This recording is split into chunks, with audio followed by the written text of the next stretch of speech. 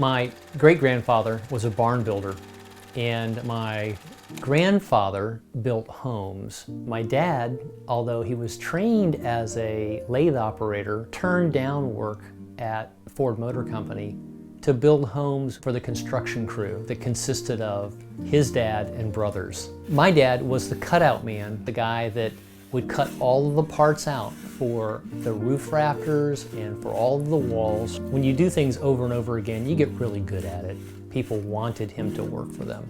So growing up, we had a family business where my father and brother and I worked together. Anything people wanted out of wood, my father and my brother were able to make. Dad really wasn't a formal teacher. He really taught you by working alongside. He would show you the steps that needed to be done. He would let you do part of it or all of it.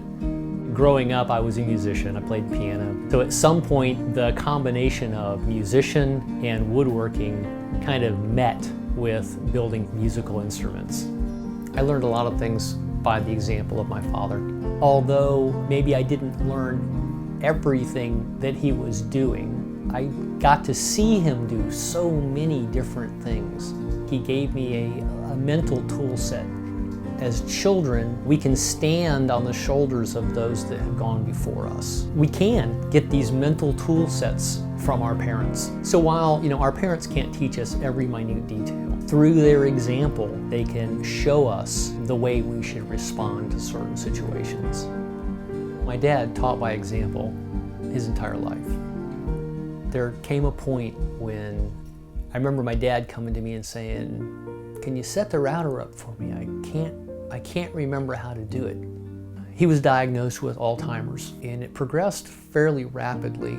My brother was diagnosed with cancer and passed away very quickly. In pretty short order, I went from being able to pick up the phone and call my brother or call my father and talk to them and ask them advice to really not having my dad or my brother to talk to. We were able to care for my dad to the end of his life. It was a blessing to be able to be together and to teach my children through example what it is to care for your family. I want to be that example for my children. I want to show them the craftsmanship that my father taught me, but not just that. I don't want them just to stand on my shoulders for what I can do.